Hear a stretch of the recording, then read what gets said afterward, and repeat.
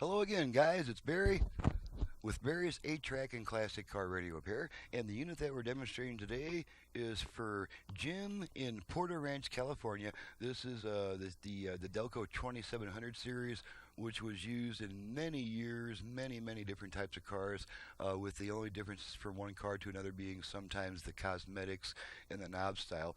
Other than that, they're pretty much identical. And one really cool thing about this type of radio is that as long as it's got these three connectors in the back, that's going to be a black, white, and a blue connector. Any radio that uses those connectors is already set up for a fully isolated speaker system, meaning that the speakers are not common grounded like they are on most cars. And what that means is when you do a conversion on this type of radio, you get a huge increase in output power without having to run new speaker wires, because every speaker in this car already has its own dedicated pair of wires. There are no grounded or common speaker wires in this setup. So this is a super good candidate for a modern conversion, because you can get a huge increase in output power. All you have to do is upgrade your speakers to higher wattage speakers. There's no mess, no rewiring or anything like that at all. So on that happy note, let's go ahead and turn this unit on, make sure everything works before you send her back. Again, this is a conversion, so let's turn her on. Got it set to FM at the moment. Wheel in the Sky from Journey 96.7 The Wolf Classic Rock. And let's just run all the way down the FM dial, make sure we pick up a good 25-30 stations after conversion.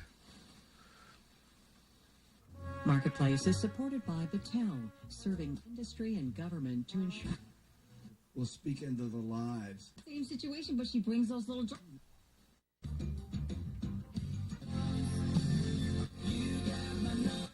Season Winslow open Monday through. Better yet, bring your babe to. There's 10. The exclusive Delta Ever. While there are lots of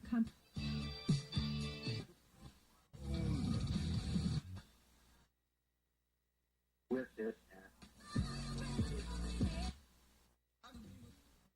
I'm on the Beats job board. The memo. At any. On game day. Go down, yeah.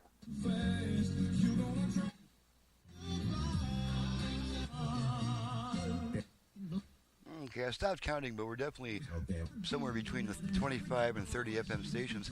So real quick, let's just make sure all the push buttons work. I have those all preset to FM stations. I'm online at Birdie's. Okay, that one reset a little bit. There we go.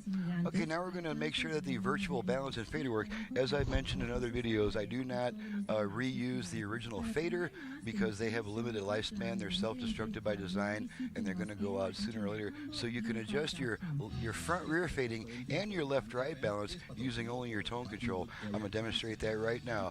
We're going to start with our tone control around the center position. To activate the virtual front-rear fader, we give it 2 quick turns to the right. So here we go. Okay, it didn't activate that time. When it does successfully activate, you'll hear 4 beeps through the speaker. So let's try this again. Okay, there's our beeps. Okay, now let's look at our output level meters here. I forgot to put that up. I do apologize for that. Okay, now we're on rear. Now this is using the tone control. Front, rear,